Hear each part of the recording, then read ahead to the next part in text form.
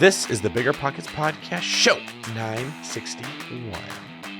What's going on, everyone? This is David Greene, your host of the BiggerPockets Podcast, here today with Rob Abasolo with a Seeing Greene episode where we arm you with the information that you need to start building long-term wealth through real estate today. In today's show, we've got some amazing fire questions that you're going to love, as well as some high energy and some wise insight. We're going to be talking about if you should build or BRRRR your first duplex, how to approach an out-of-state investor that owns rentals in your area that may not want them, the right way to negotiate seller financing, how much house you should buy, what you can do to save more money, how that money should be spent, if you should always put the biggest down payment possible or not, Hawaiian real estate, and more. We also cover how much of a softie I am, and maybe how landlording isn't cut out for me, or maybe how I'm not cut out for landlording.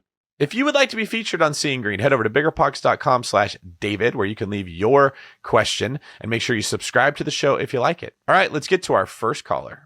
Hey, David. My name is Justin Ossola. I'm from Annapolis, Maryland. Had a quick question for you about the STR market. I know you do a significant amount of investing, especially in luxury parts of the country. That's what I do as well. I've got two investors that I work with. They're my brothers.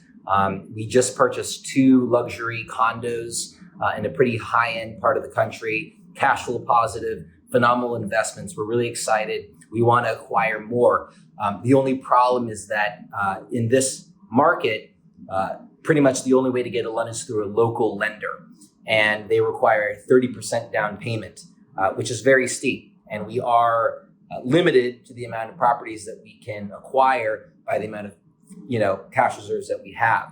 So we could probably continue going down the path of, picking up 2, 3, maybe 4 of these every year, given the cash flow that we're getting from the two that we just purchased, as well as our own cash reserves. But I wanted to ask you if you had any recommendations for how we could acquire more properties for less down. 30% is pretty steep. Are there other lending options that I'm not thinking about? I do have a broker. I've asked him this question. He's kind of, stonewalled me. And typically when that happens, I've learned that I'm just not asking the right person. I know you're an expert in this space in luxury STRs, so I thought I'd ask you. Any help you can provide would be great. Thanks a lot. Yes, Justin. I am the expert in luxury STRs. I'm actually the expert in luxury everything. Rob himself would tell you. I sit on a throne of the imported ivory with the finest meats and cheeses in all of the land surrounding me. Just kidding, Rob. Let's get into it, Justin. First off, I'll give my thoughts and I'll let Rob weigh in with his. I don't know that it's terrible that you got to put 30% down to buy real estate. It sounds terrible to us because we're used to 20% being a lot, thinking we should get away with 3 to 5% down, but that's not normal in most parts of the world. If you want to buy real estate, you do need money to do it. And I do think this is becoming the new normal, which is why so much of my advice has been around starting a business, saving your money, and making more money so you have more money to put into the real estate that you're going to buy. It is true that you run into these issues with Hawaiian real estate in particular, where you have to use Hawaiian lenders. In fact, as you mentioned, I did buy 2 luxury condos out there, and I would have bought so much more. Rob, you would have loved the situation I was in. It was during COVID, and Hawaii had stopped people from traveling into the state, and no one knew how long this moratorium was going to last. So they've got these condos that were selling for like $500,000. Well, they were listed for like 700. I was writing offers at 500,000, and I was getting counters, and I was putting them in contract at like 550. The problem was it took so long to close with these Hawaiian lenders that like 90-day escrows took place. And by the time I finally closed and wanted to go buy more, they had opened up the moratorium. People were traveling back to the state, and you weren't able to get these crazy good discounts from short-term rental owners that were bleeding because they couldn't fill their units. So yeah, it's normal. It has to do with Hawaiian laws that want to protect Hawaiian residents. They want to keep the business in Hawaii. So if you're a mortgage broker out there, that you have to actually be on the island for a certain period of time before outside brokers can use you. And most of the time, especially with these condos, that they're in what they're called as AOAOs, which are kind of like HOAs in Hawaii, and they have lenders won't lend on those unless it's these specific Hawaiian banks. So you're kind of stuck with that scenario. I don't think you're going to get around it. One option would be raising private money, putting that into buying the property and just paying out some dividends to the people that you borrowed the money from. The other is you could look for some DSCR lenders that may be lending in those areas. I'm betting you could use that. I don't know if they'll work within the AOAOs. Those can be tricky. What are you thinking, Rob, when you hear about this dilemma? Well, I think 30% is high. And just like he said, it is going to stop him from being able to buy more properties, because I think if you put 30% down on 2 properties, that'd be the equivalent of buying 3 properties with 20% down. I mean, obviously there's a few more nuts and bolts there. It doesn't exactly work out that way, but I guess first and foremost, I'm going to say maybe explore a different market. I think that's a very prohibitive to have to put down 30%. Although it would make you cash flow better, but your cash on cash return would probably go down quite a bit if you had to put an extra 10% down on a luxury property. Option B, that is, I would probably try hitting the phones and maybe doing some seller finance. I think this is probably the most underrated aspect and the most underrated way to acquire properties. You could get away with putting down anywhere from 0 to 20% with the seller finance deal. I'm not saying it's easy. If it was easy, everybody would be doing it. But if you were diligent with it and you were making phone calls and you were calling agents on properties that have been listed for like 60 to 90 days, you could have some success there. I've locked down a couple of seller finance properties. I love them. They make me question whether I want to use a bank ever again, because it really is a much simpler process. But I mean, I would explore a different market, or I would maybe try doing some seller finance at the end of the day. Yeah, or maybe build your portfolio where you've got some stuff going on in Hawaii and then you're balancing that out with some stuff in different parts of the country. And here's why I say that. Hawaii is what I call a high risk, high reward market. Now, the property might be low risk, low reward, but the market itself, you get high appreciation. Like you said, you're getting really good cash flow, but people don't travel to Hawaii when they're afraid or when we're in a recession. And so when the economy is doing well, wealthy people are traveling to Hawaii, your units are going to be booked. When the economy is not doing well, one of the first things that gets canceled is a trip over the ocean for 6 hours.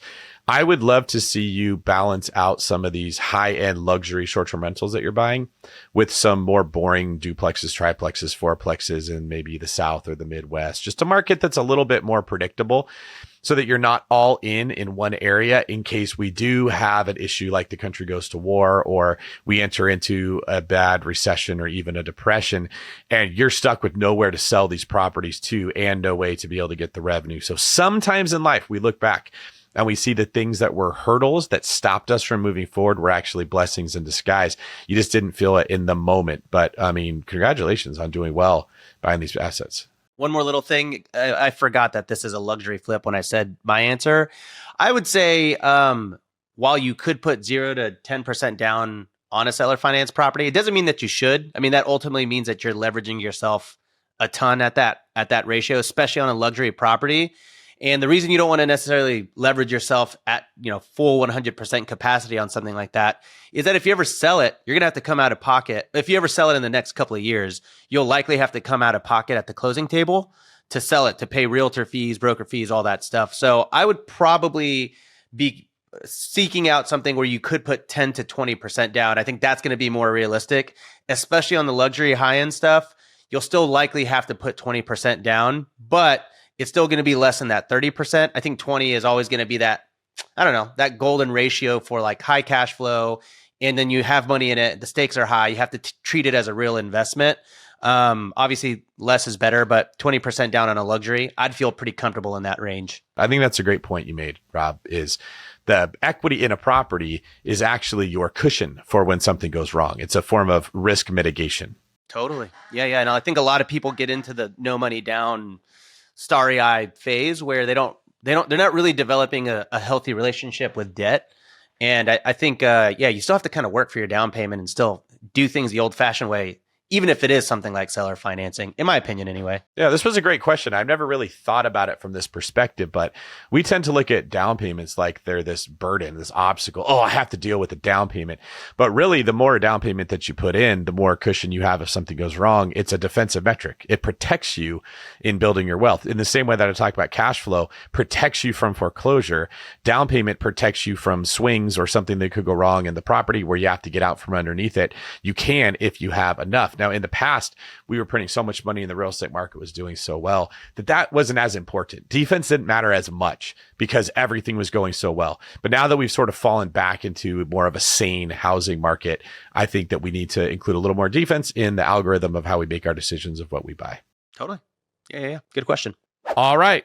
Coming up, we have a community member looking for the most efficient way to get started and talking through an aha down payment moment. We're going to be right back after taking a quick break, so don't go anywhere. What would you do if you could buy new construction homes up to $20,000 below market value? That's right, $20,000 in instant equity. Yeah, you heard me right.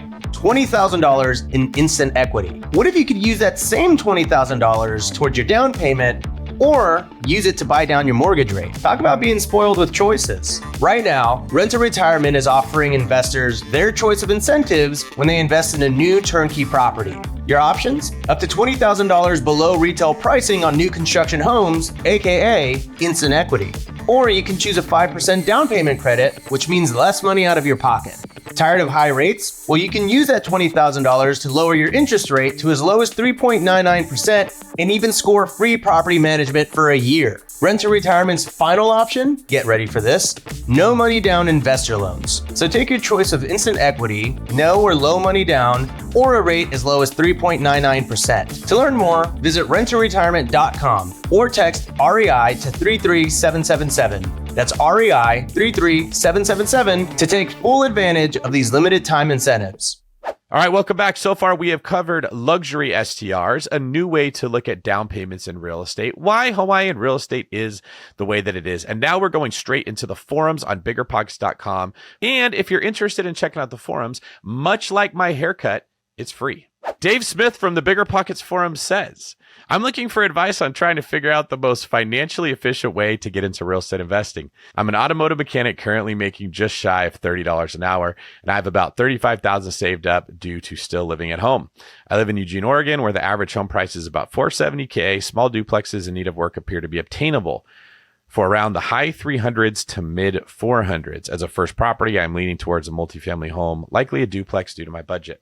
I'm trying to decide between doing the BRRRR method while living in one half and renting out the other, or building a duplex from the ground up. I'm a handy person who would be able to perform much of the home renovation myself. On a new build, I'd be able to do some of the work post-framing. The process of building a new home is relatively intimidating, but I have heard that in Oregon, it can be cheaper to build than buy. All advice is greatly appreciated. All right, Rob, speaking of slightly or relatively intimidating, that sounds terrifying to me. What are you thinking? Yeah, so I kind of mathed it out for him. I think both are great options if he can afford it. Just for some numbers here, he's got $35,000, which could be 20% of a $175,000 purchase.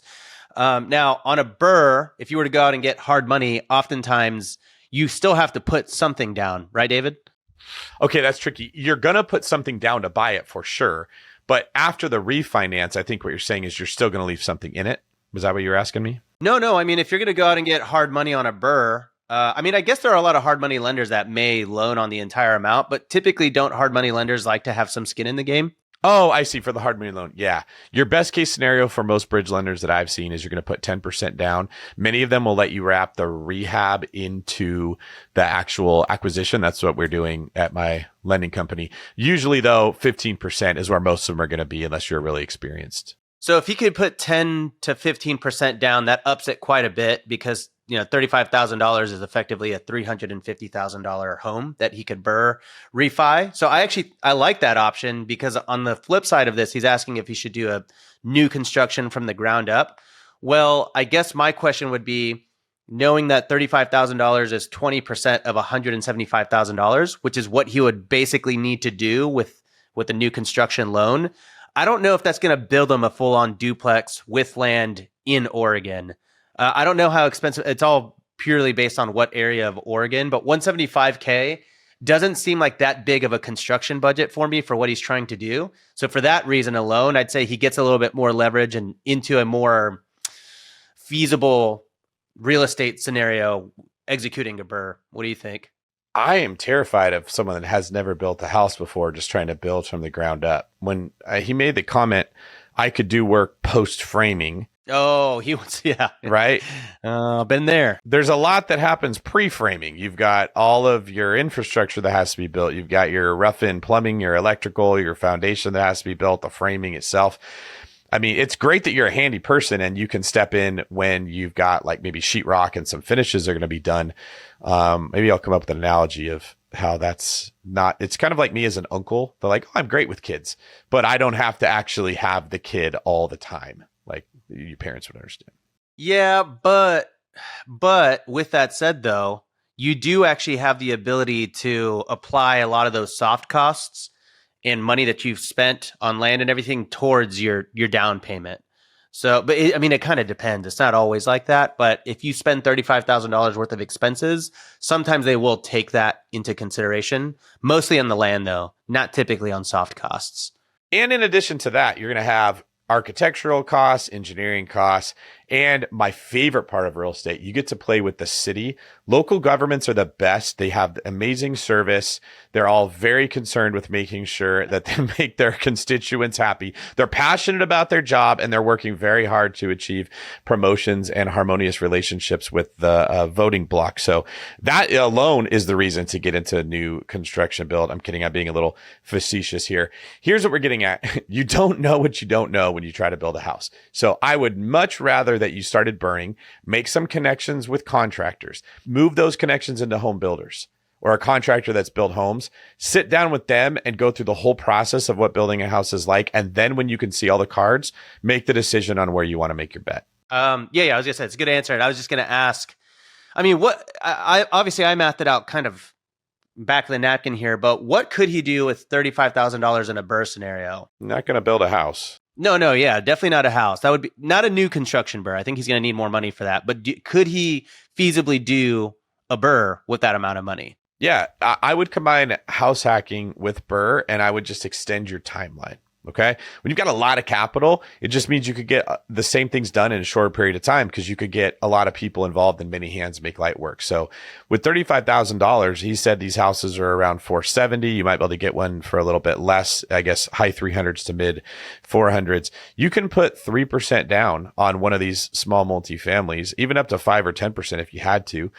Get in on a fixer upper, fix up the unit that you're living in, or fix up one of the other units and rent it out. Fix up the unit that you're living in. As you save money, keep fixing them up slowly. Then just follow the valuation. When you think that there's enough value to justify a refinance, you go in there and you refinance into another primary residence loan and you pull some of the equity out. I mean, it may not happen in 6 months like everybody wants a BRRRR to happen in, but it's definitely better than waiting. And then you can get some of that money back out and put it into the next one and just house hack again. I guess you're just combining house hacking and BRRRR together. A house BRRRR. Yeah. I like it. A building, a primary residence. There you go. I don't know. We're gonna have to workshop this. A primary. No, I like that. That's good. A primary residence.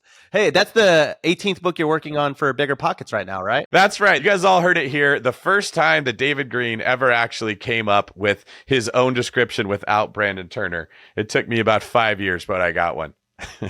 All right. Browse hacking with David Greene and Rob Abasolo, the next BiggerPockets podcast. Here's what I'd like to say to you, Dave Smith from the forums. First off, well done for saving $35,000 and living at home. I love that. You're working in an area in Eugene where the wages aren't super high, so the going gets slow. Just consider if you could put yourself into a different auto mechanic shop that's a little more challenging. Maybe you're going to be working on European cars and it's not like a Honda Civic. And so they pay a little bit more because you become a more skilled mechanic. Maybe you're going to have to be an apprentice at a new place and learn new skills. But look at where you might make more money as a mechanic, or even consider moving somewhere where they pay more and bring in those skills. I know in California, we have a really big shortage for blue collar type workers and the wages are high. Like people don't realize this, but traveling nurses in Northern California make considerably more than $100 an hour. And that's before their overtime. Wow. So they could be making $150 to $200 an hour as a traveling nurse in this area because the cost of living is really high. I'm not against people moving to areas where they can make more money and then saving it and then taking that money into a different part of the country where it's going to stretch further. So you're doing great with your saving and your real estate investing, but don't be afraid to mix up how you're making the money or how you're saving the money or what you're doing to get it to accelerate your process of saving money. But I'm going to say, I mean, he makes $30 an hour is basically $60,000 a year. He's got $35,000 saved up on a $60,000 a year salary. Very commendable, my friend. That's very impressive. Hell yeah. That's why I'm saying if you could get up to $90,000 to $100,000 a year and still spend the same money you're spending, you could maybe double how much you're saving and then cut in half the time it would take to get down payments for the next properties. And over a 10, 15, 20 year period of time, that'll have some very significant impact on your net worth. Yeah, I think, for anyone listening that might have listened to that, they might have been like, oh, the answer is make more money. You know, a lot of people get mad at that, but I think you actually laid out a very logical plan. It takes a little bit of pain in the short term though, right? Like if he's making $30 an hour, he's going to have to go apprentice somewhere that's going to, be a nicer car or mechanic shop, whatever. He might make less until he makes more. So there is a little bit of sacrifice there, but what he's getting out of it is $30,000 more a year with the $15 an hour pay bump, just like you were saying. So there's definitely a path there, but it's not necessarily an easy one.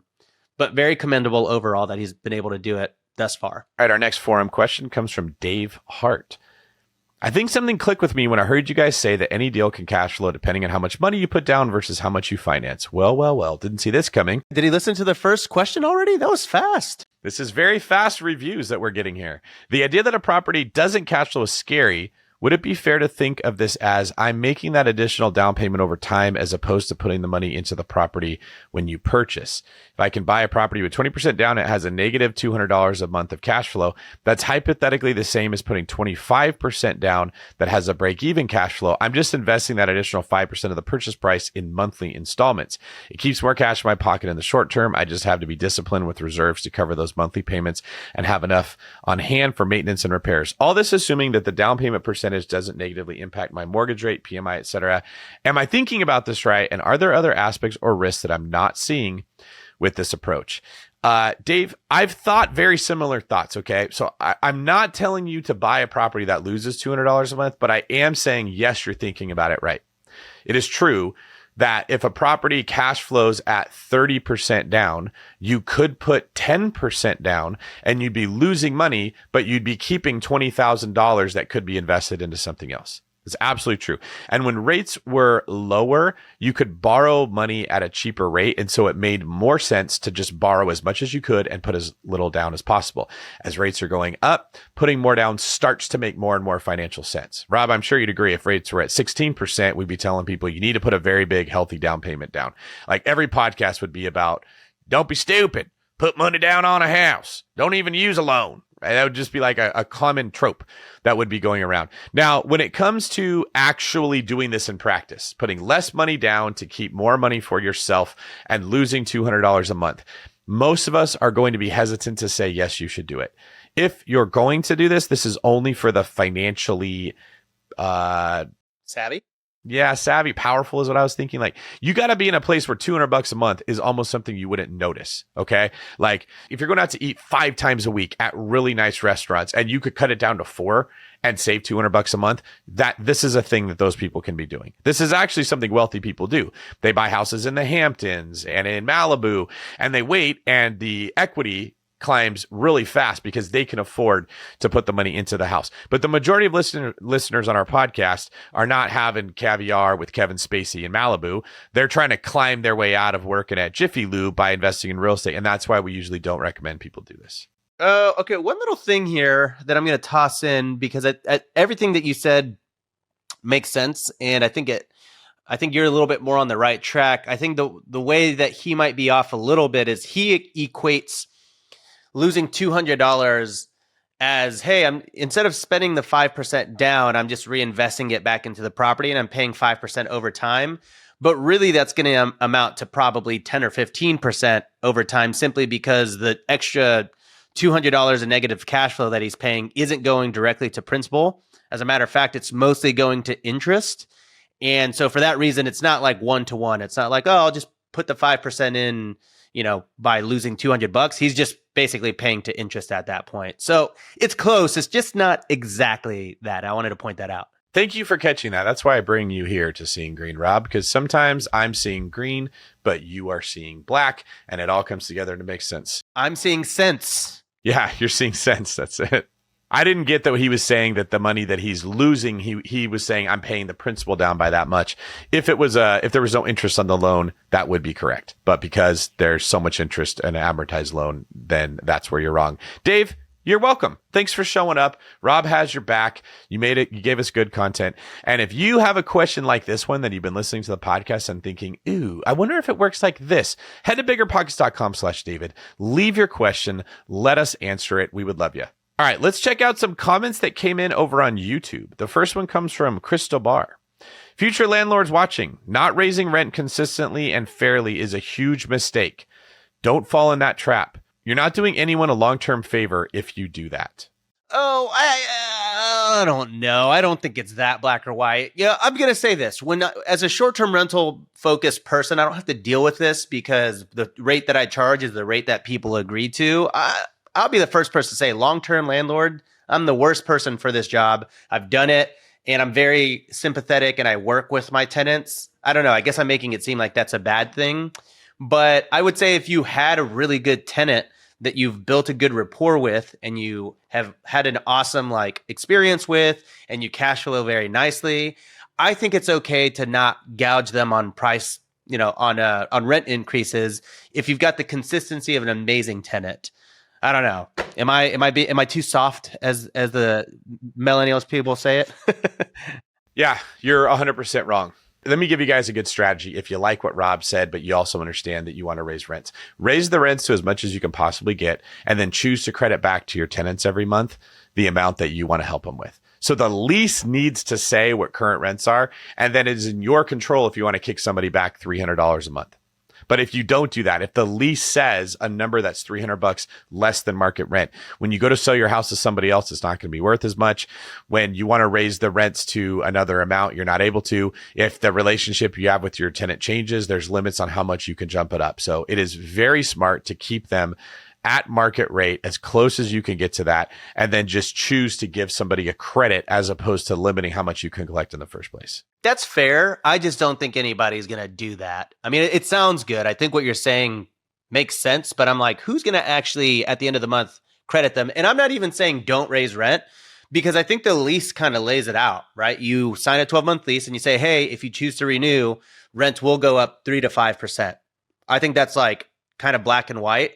I think what I'm saying is, if you get to this point where you've had an awesome tenant and they're like, hey, if you're going to lose the tenant over that 3 to 5% and you really like the tenant, I think that's where I'm coming in. I think I would rather just have the security of someone that pays on time, because I've also had tenants that didn't. And let me tell you, charging more and making more money, quote unquote, for a tenant that pays me spottily, I hate that. Over someone that is super secure and pays me secure, every single month on time. I will take that 9 times out of 10. All right, our next question comes from Brandon Gullidge. Hi, David. My name is Brandon, and I live in a suburb outside of Richmond, Virginia. I have a few questions about negotiating seller finance deals in the current market for long-term rentals. My wife and I are new to real estate investing and are looking to get started with our first investment property. We currently own our primary residence and have a little over $200,000 in equity. However, we're looking to turn this property into a long-term rental when we move, since it should cash flow in our market, which is pretty difficult to do with home prices and rents where they are currently.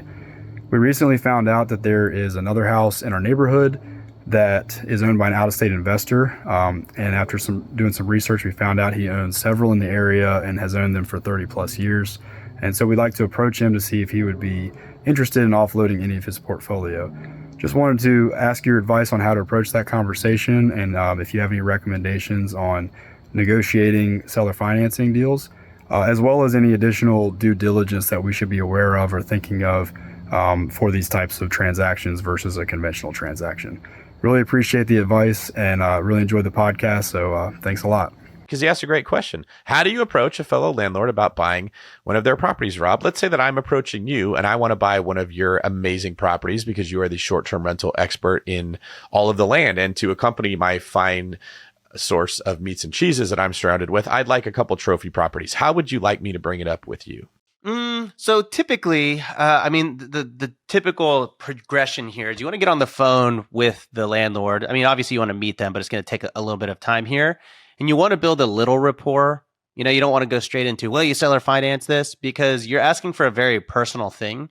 And, you're basically, the seller's acting as the bank, and you're basically asking them to trust you, some random person. So this is a people business, and building a relationship with that person is important. Talk to them. Don't lead straight into, will you seller finance a house? Now, typically, what we'll do is we'll talk to them. We'll talk to them about the house, what they're looking to do, and then we'll ask them if they're willing to sell on terms. This is something that my good friend Pace Morby has shown me. And usually that brings to light a question like, well, what do you mean by that? What are terms? And you're like, well, hey, basically you would act as the bank and you would be the person that takes payment for me. And then you kind of start to want to list the actual benefits for the seller in this case, because the seller has the option of people going out to a bank the normal way and buying their house cash, and they can get one lump payment right then and there from a typical buyer. Now, in 2024, interest rates are really, really, really high, and that buyer pool might be a lot smaller. So things that you can tell the seller to make it sound beneficial to them, because it can be, is, hey, we can close fast.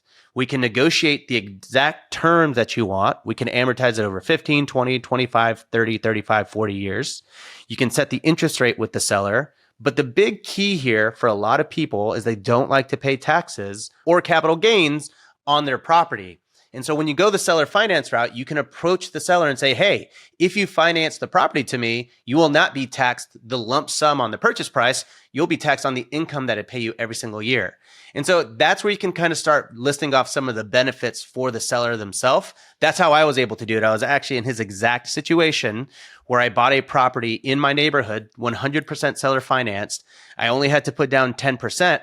And when I asked the seller, hey, why are you doing this? He was like, well, I can't sell it. It's not going to cash flow for a typical, investor. And I don't want to pay taxes on it. Truthfully, I'll probably be dead when this loan is over, but I don't care because I don't want to pay the taxes. So I would really try to build rapport and really help them understand the benefits of seller finance versus making it seem like it's such a beneficial deal for you. Because I think that's where you can kind of get into a weird situation where it feels like, oh, well, you're getting all the upside. Why would I do this for you? Does that make sense? It does. And I would add to this, I don't love I'd like to buy your houses with seller financing. I like to buy your houses. Let's come to terms. And then add, how do you feel about seller financing once you see that there's motivation there to sell? And maybe you sweeten the deal for them in some way if they agree to add the seller financing component. So if you open with, hey, I'd like to buy your houses with seller financing, that's kind of a bit of a turnoff. They don't know you yet. They are taking a risk. You're not. All the upsides for you. If you say you like to buy the houses, you come to terms on a price and some conditions, and they say, you know what, I could throw in a little bit extra if you can do seller financing. Here's how it would work. Now there's already a little bit of rapport. You're more likely to present that to them in a way where they see that there is some upside. Maybe the purchase price is a little bit higher or something else. So one other thing that I think also on that note is, he said that this was in his neighborhood, right? That this was someone in his area that he wants to buy from. So I think let them know that you're a neighbor. When I closed my seller finance property, I said, hey, I'm Rob. I live over on blah, blah, blah, and blah, blah, blah. I'm actually a neighbor to this house. I would love to buy it. 1. 2, he's actually in a very good spot because this person is an investor, meaning the investor knows how investing works and how real estate works, meaning that real estate should cash flow. And so what you can do is you can go to that seller and say, hey, listen, I can't buy this conventionally because the interest rate is 8% right now. And at 8%, I'm actually going to lose $700 a month. And if you can put it in those terms where they understand, well, dang, if all of the investors are going to be out simply because they're going to lose money, I'm never going to sell this house. So what you can say is, or, like you said, let's come to terms. If you're willing to seller finance this to me at 3%, that's the interest rate that I got, I'm actually going to be able to now cash flow $1,000 a month. Now this is a great deal for me. I'll pay, whatever down payment you want, or I'll amortize it or whatever. I just want it to cash flow. Now in that instance, when I told that to the seller, he was like, well, the cash flow, sometimes you lose money in real estate. That's how it works. I was like, I don't want to lose money. I want to cash flow. And he's like, all right, I'll do 3%. So I think that's kind of approach it as an investor and show them your underwriting so that you're not just kicking tires. If they feel like you're kicking tires and trying to get one on them, you're not going to close the deal. Yeah, we actually had an episode with Cody Davis, who is a master at seller financing. It was episode 554 on getting 81 units with no bank debt. And he had an amazing approach. So go listen to that episode if you want more nuggets on how to do seller financing. All right. Our next question comes from Sarah Knight. Hello, David and Rob. My husband and I qualify for a home loan of roughly $800,000, but are considering instead purchasing 2 homes with that buying power. Would it be possible to instead get approved for or take out 2 mortgages for roughly $400,000 each? We would likely use one as a primary residence and could utilize his VA loan, and another as a short-term rental vacation home, and would put 20% down. Thanks in advance. Love your show. All right, Sarah. So you're trying to figure out the debt to income ratios. I would say it's probably close.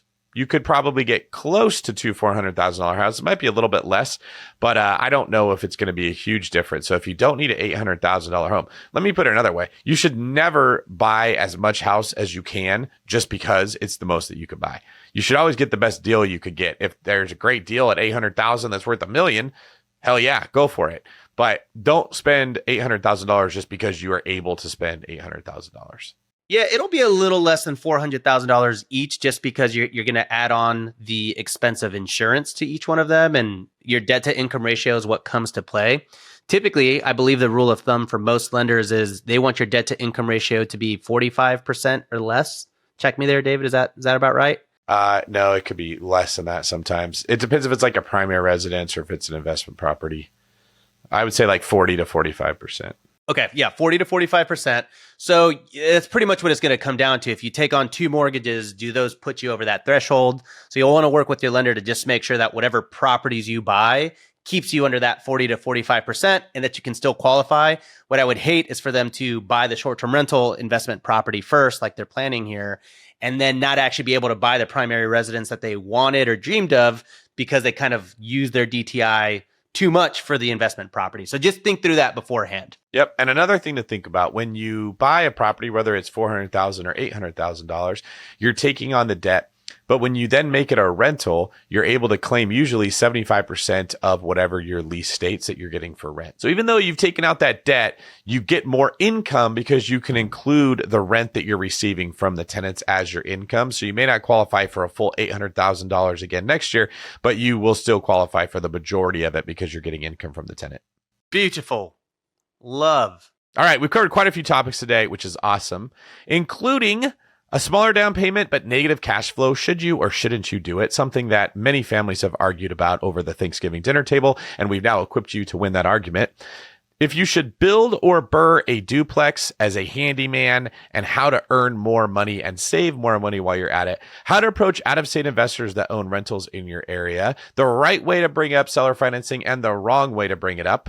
And how much house you should buy. Just because you can qualify for a certain amount doesn't mean that you should buy that much. If you like this show, do us a favor, subscribe to the channel, hit the notification bell so that you get told whenever there's a new podcast coming out, and help us keep making it. Head over to BiggerPockets.com/David and submit your question to be featured on Seeing Greene, because we wouldn't have a show without you. And last but not least, let us know in the comments what your favorite part of today's show was, and add a timestamp if you don't mind, so other people know what they should check out if they've got a short period of time, and we will keep an eye out for that and maybe get you featured in the YouTube section on a future Seeing Greene.